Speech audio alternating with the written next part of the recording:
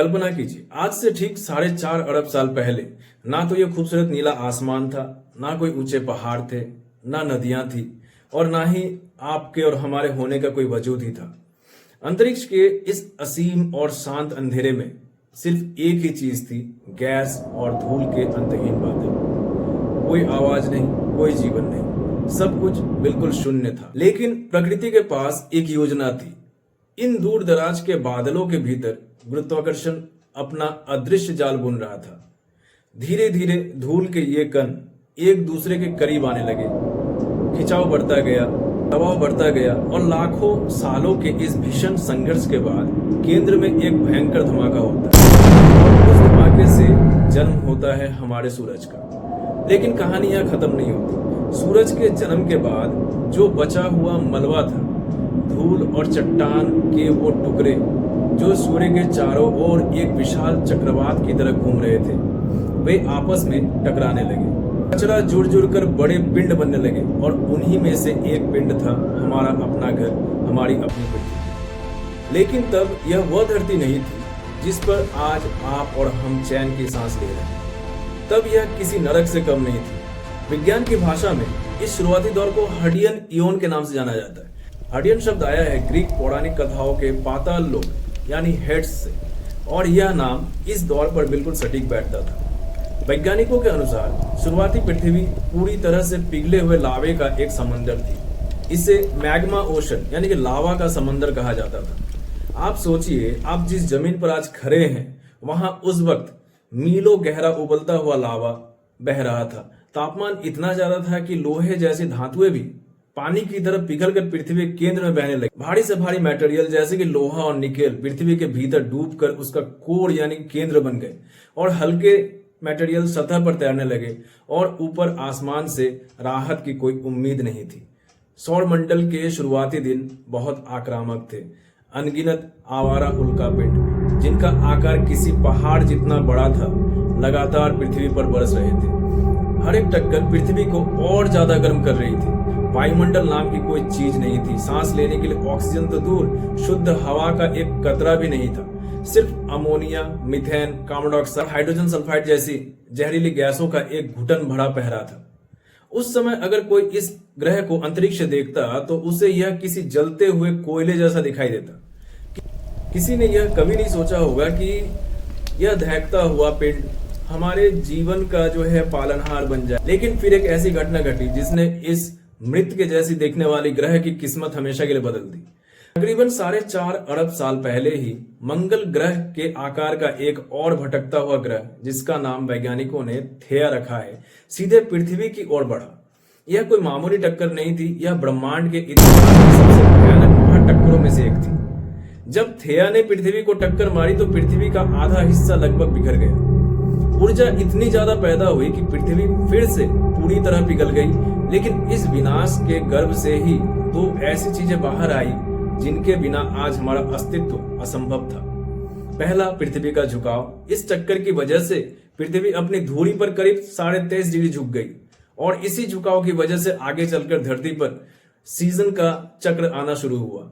गर्मी, सर्दी, बरसात। अगर यह झुकाव ना होता तो पृथ्वी पर मौसम कभी नहीं बदलते। और दूसरा चमत्कार यह था कि टक्कर के बाद जो मलबा अंतरिक्ष में बिखर गया था, वह गुरुत्वाकर्षण के कारण पृथ्वी के चारों ओर एक रिंग के रूप में घूमने लगा। कुछ ही हफ्तों या महीनों में वही मलबा आपस में जुड़कर संघनित हो गया, और उसी से जन्म होता है हमारे चांद का। शुरुआत में चांद पृथ्वी के बहुत ज्यादा पास था। जब आप रात में आसमान देखते हैं तो चांद आपको बहुत छोटा नजर आता है, लेकिन चांद आसमान का 1/3 हिस्सा घेरे रहता था। इस नजदीकी चांद का गुरुत्वाकर्षण पृथ्वी पर बहुत भारी असर डाल रहा था। इसने पृथ्वी की रोटेशन यानी घूर्णन गति को धीमा करना शुरू कर दिया।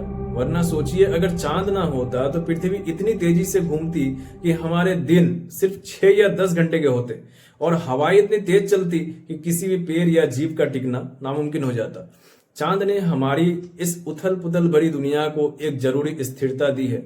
पृथ्वी धीरे धीरे ठंडी होने लगी, सतह की ऊपरी परत पर पपड़ी यानी क्रस्ट जमने लगे। लेकिन अभी भी एक बहुत बड़ी कमी थी, यहाँ पानी नहीं था। तो सवाल यह उठता है कि आज जो हम पृथ्वी पर महासागरों का अथाह पानी देखते हैं, वह आखिर कहां से आया? क्या यह हमेशा से यही था? इसका जवाब विज्ञान दो अलग अलग और बेहद दिलचस्प थ्योरीज में देता है। कि पहली थ्योरी है कि बाहर से आए जो कॉमेट्स और एस्ट्रॉइड्स थे, तो वैज्ञानिक मानते हैं कि जब पृथ्वी पर लगातार उल्कापिंड और धूमकेतुओं की बरसात हो रही थी, तो उनमें से कई धूमकेतु सामान्य चट्टान सिर्फ नहीं थे, वे बर्फ के विशाल पहाड़ थे। जब ये अंतरिक्ष के ठंडे हिस्सों से यात्रा करते हुए पृथ्वी के वायुमंडल में घुसे और सतह से टकराए, तो उनके भीतर की अरबों टन बर्फ पिघलकर भाप बन गई। और दूसरी थ्योरी में यह कहा गया कि पृथ्वी के भीतर का जो वोल्केनो है उनसे। तो दूसरी संभावना यह है कि पानी पहले से ही हमारी पृथ्वी के अंदरूनी हिस्सों में रासायनिक रूप में कैद था। जब ज्वालामुखी लगातार फट रहे थे, तो उन्होंने भारी मात्रा में जलवाष्प और गैसों को बाहर उगला। यह जलवाष्प वायुमंडल में ऊपर उठता गया और फिर जो हुआ उसने इस ग्रह का नक्शा हमेशा के लिए बदल दिया।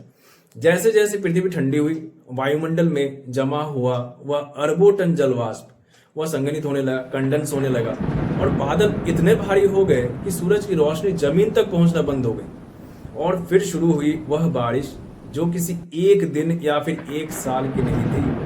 वैज्ञानिकों का मानना है कि यह बारिश लाखों सालों तक लगातार बिना रुके होती रही। कल्पना कीजिए कि एक ऐसा ग्रह जहां सदियों तक सिर्फ मूसलाधार बारिश हो रही हो, पानी गिरता रहा है, उबलती हुई जमीन पर गिरकर भाप बनता रहा है और फिर ठंडा होकर वापस बरसता रहा। इस लगातार पानी के बरसने से पृथ्वी की सतह का तापमान तेजी से गिरा। धीरे धीरे धरती के जो सबसे गहरे गड्ढे थे, बेसिन थे, वे इस पानी से भरने लगे और इस तरह जन्म हुआ पृथ्वी के महासागरों का। अब पृथ्वी आग का गोला नहीं रही थी, वह नीले बादलों और गहरे हरे नीले पानी से घिरी हुई एक खूबसूरत दुनिया बन चुकी थी। लेकिन अभी भी यह पृथ्वी पूरी तरह बंजर थी, इसमें जीवन का नामो निशान नहीं था। पानी तो आ गया, महासागर बन गए, लेकिन पानी होने भर से जीवन नहीं आ जाता है। पानी में जीवन कैसे आया?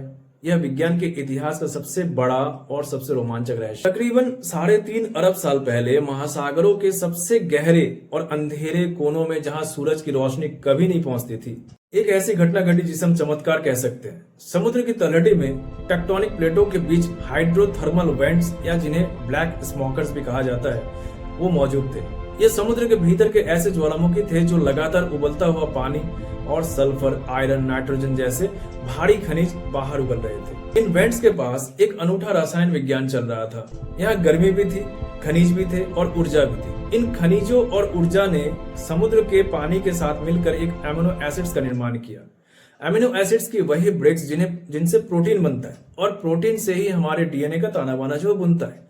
शुरुआत में यह सिर्फ एक निर्जीव रसायनों का मेल था, लेकिन इस निर्जीव रसायनों ने खुद की नकल यानी सेल्फ रेप्लिकेशन करना शुरू कर दिया। खुद को एक पतली झिल्ली ने मेम्ब्रेन के भीतर बंद कर लिया ताकि वे बाहर के कठोर माहौल से खुद को बचा सके। और इस तरह पृथ्वी पर जन्म हुआ पहले जीवित जीव का, एक अकेली कोशिका वाली जीव, एक माइक्रोस्कोपिक बैक्टीरिया। यह जीव इतना छोटा था कि इसे देखने के लिए दुनिया की सबसे ताकतवर माइक्रोस्कोप की जरूरत पड़ती, लेकिन यह छोटा सा जीव इस पूरी पृथ्वी का सबसे बड़ा इतिहास रचने वाला था।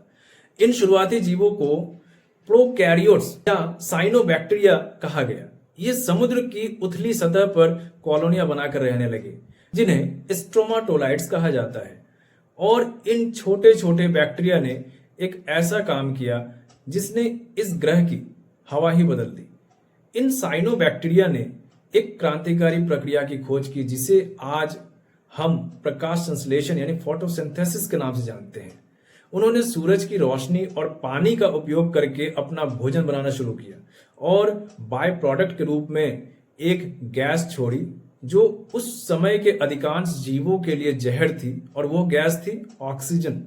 शुरुआत में यह ऑक्सीजन महासागरों में घुले हुए लोहे के साथ मिलकर नीचे बैठ गई, जिसे चट्टानों में लाल रंग की परतें बन गई, जिसे बैंडेड आयरन फॉर्मेशंस भी कहते हैं। लेकिन धीरे धीरे जब समुद्र पूरी तरह से ऑक्सीजन से भर गया तो यह गैस वातावरण से रिसने लगी। इससे विज्ञान में महान ऑक्सीकरण घटना यानी कि ग्रेट ऑक्सीडेशन इवेंट भी कहा जाता है। यह पृथ्वी के इतिहास का सबसे बड़ा प्रदूषण संकट था। उन शुरुआती बैक्टीरिया के लिए ऑक्सीजन एक जहर थी। इस गैस ने दुनिया के 90% से ज्यादा शुरुआती जीवों को लगभग खत्म ही कर दिया। यह पृथ्वी का पहला सबसे बड़ा सामूहिक विलोपन मास एक्सटिंक्शन था। लेकिन जो बचे रहे उन्होंने इस नई गैस के साथ जीना सीख लिया। बल्कि ऑक्सीजन ने जीवन को और ज्यादा जटिल और ज्यादा ऊर्जावान बनने की शक्ति भी दी। फिर भी रास्ता आसान नहीं था। जैसे जैसे ऑक्सीजन ने वायुमंडल की मीथेन गैस यानी जो एक ग्रीन हाउस गैस है उसको खत्म किया, तो पृथ्वी ने अपनी प्राकृतिक गर्मी को भी खो दिया और तापमान तेजी से गिरा और पूरी पृथ्वी एक स्नोबॉल के रूप में बदल गई। यानी एक ऐसा दौर जब उत्तर से लेकर दक्षिण ध्रुव तक पूरी पृथ्वी हजारों फीट मोटी बर्फ की चादर से ढक गई थी। लगभग करोड़ों साल तक जीवन बर्फ की उस विशाल परत के नीचे खामोश बैठा रहा, लेकिन पृथ्वी के भीतर अभी भी ज्वालामुखी जिंदा था। ज्वालामुखी के फटने से कार्बन डाइऑक्साइड दोबारा वायुमंडल में आया और बर्फ पिघली, और जब जीवन बाहर निकला तो वह पहले से कहीं ज्यादा ताकतवर और विविधताओं से भरा हुआ था। तकरीबन 54 करोड़ साल पहले पृथ्वी के इतिहास में एक ऐसा धमाका हुआ जिसे विज्ञान कैम्ब्रियन एक्सप्लोजन कहता है। यह कोई बम का धमाका नहीं था, यह था डाइवर्सिटी का धमाका। महज कुछ करोड़ सालों के भीतर महासागरों में जीवों की हजारों नई प्रजातियां पैदा हो गई। आंखों वाले शिकारी जीव, रीढ़ की हड्डी वाले शुरुआती जीव, कवच वाले केकड़े और तैरने वाली मछलियां। समुद्र बिल्कुल जीवन से भर गया। प्रकृति जैसे कि प्रयोगशाला में नए नए प्रयोग कर रही थी, लेकिन पानी के अंदर की यह दुनिया अब छोटी पड़ने लगी। जमीन पर अभी भी कोई नहीं था, सिर्फ नंगी चट्टाने, तेज हवाएं और सूरज की हानिकारक पराबैंगनी किरणें यानी अल्ट्रावायलेट रेज। जमीन पर जाना यानी मौत को गले लगाना था। लेकिन ओजोन परत के बनने से सूरज की खतरनाक किरणें रुकने लगी और फिर आज से लगभग 37 से 40 करोड़ साल पहले कुछ असाधारण जीवों ने एक ऐसा जोखिम उठाया जिसने इतिहास बदल दिया। कुछ विशेष मछलियां जैसे टिकटाटिक जैसी प्रजातियां ने, जिनके पास मजबूत फेन्स यानी पंख थे, उथले पानी में बदलते इलाकों में चलना शुरू किया। धीरे धीरे उनके फेन्स पैरों में बदलने लगे और उन्होंने हवा में सांस लेने के लिए अपने अंदर फेफड़ा यानी लंग्स भी विकसित कर लिया। जीवों ने पानी से निकलकर जमीन पर कदम रख दिया था। इसके बाद धरती पर एक भूचाल सा आया। विशालकाय फर्न के पौधे उगे और उन पौधों ने एक जंगल बनाया और इन जंगलों में कीटों, मकड़ियों के उभयचरों का राज हो गया यानी एम्फीबियंस। धीरे धीरे रेंगने वाले जीव, रेप्टाइल्स, वो भी आए जिन्होंने अंडे देने की कला सीख ली। यानी अब उन्हें पैदा होने के लिए पानी की जरूरत नहीं थी। तभी समय था पृथ्वी के सबसे बड़े जानवर के आने का। करीब 23 करोड़ साल पहले पृथ्वी पर एक नए कुल का उदय हुआ, डायनासोर। अगले 16 करोड़ सालों तक इस विशालकाय जीवों ने इस ग्रह पर बेताज बादशाह की तरह राज किया। छोटे कमसोमनाथस से लेकर के आसमान में उड़ने वाले टेरोसैकर्स और जमीन पर तबाही मचाने वाले टायरानोसोरस रैक्स तक, यानी कि डायनासोरों ने हर कोने पर कब्जा कर लिया था। वे बुद्धिमान तो नहीं थे, लेकिन वे इतने शक्तिशाली थे कि वे इस ग्रह के एक मालिक बन चुके थे। अगर आप उस समय घड़ी की सुई को रोक देते तो आपको यही लगता कि पृथ्वी हमेशा डायनासोरों की ही रहेगी। लेकिन पृथ्वी का यह नियम है कि जो आया है उसे जाना होगा। आज से ठीक 6 करोड़ 60 लाख साल पहले आसमान से एक मौत उतरी। करीब 10 किलोमीटर चौड़ा एक विशाल एस्ट्रॉइड जो अंतरिक्ष से चुपचाप चला आ रहा था, सीधे मैक्सिको के वर्तमान युकाटन पेनिनसुला से टकराया। इस टक्कर की ऊर्जा हिरोशिमा पर गिराए गए परमाणु बमों से अरबों गुना ज्यादा थी। एक ही झटके में टक्कर की जगह पर हजारों फीट गहरा गड्ढा बन गया। पूरी पृथ्वी पर भीषण सुनामी और भूकंप आ गए। आसमान में इतनी धूल और राख उड़ गई कि सूरज की रोशनी कई सालों के लिए पूरी तरह छिप गई। इस घटना को इम्पैक्ट विंटर का नाम दिया गया। तापमान गिर गया, पौधे मरने लगे और शाकाहारी डायनासोर के पास खाने के लिए अब कुछ नहीं बचा। और जब शाकाहारी मर गए तो मांसाहारी डायनासोर भी ज्यादा दिन तक टिक नहीं पाए। 16 करोड़ साल पुराना साम्राज्य महज कुछ महीनों में मिट्टी में मिल गया। लेकिन इस महाविनाश के मलबे में भविष्य के लिए एक उम्मीद छिपी थी।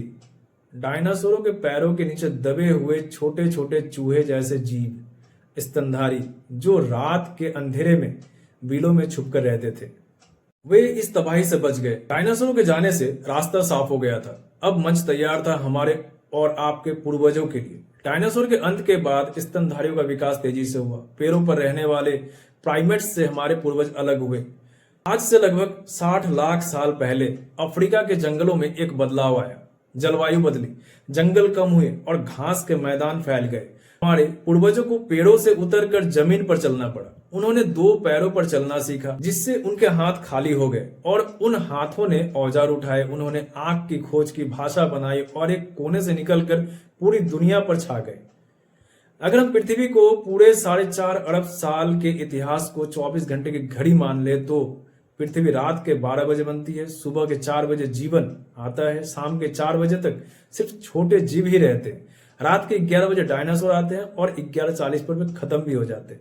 और हम इंसानों का पूरा इतिहास आदिमानव से लेकर आज के आधुनिक स्मार्टफोन और अंतरिक्ष तक का सफर उस घड़ी की आखिरी आधे सेकंड में घटित हुआ है। 4.5 अरब साल की लंबी मेहनत, अनगिनत महाविनाश, बर्फ के गोलों और पिघलते महासागर और डायनासोरों का पतन, इन सब की बदौलत आज हम यहाँ हैं। अंतरिक्ष की इस असीम ठंडक में तैरते हुए उस अद्भुत चट्टानी टुकड़े पर बैठे हैं जिसे ब्रह्मांड ने इत्तेफाक से नहीं बल्कि एक लंबी और जटिल प्रक्रिया से हमारे लिए रहने योग्य बनाया है। हम इस ग्रह के मालिक नहीं हैं, हम इसके इतिहास के केवल एक छोटे से पन्ने हैं। और अगली बार जब आप रात को आसमान की तरफ देखें तो याद रखिएगा कि आप सिर्फ एक इंसान नहीं, आप 4.5 अरब साल पुराने उस ब्रह्मांडीय सफर का जीवंत हिस्सा हैं जो धूल से शुरू हुआ था और आज सितारों तक पहुंचने की ख्वाहिश रखता है।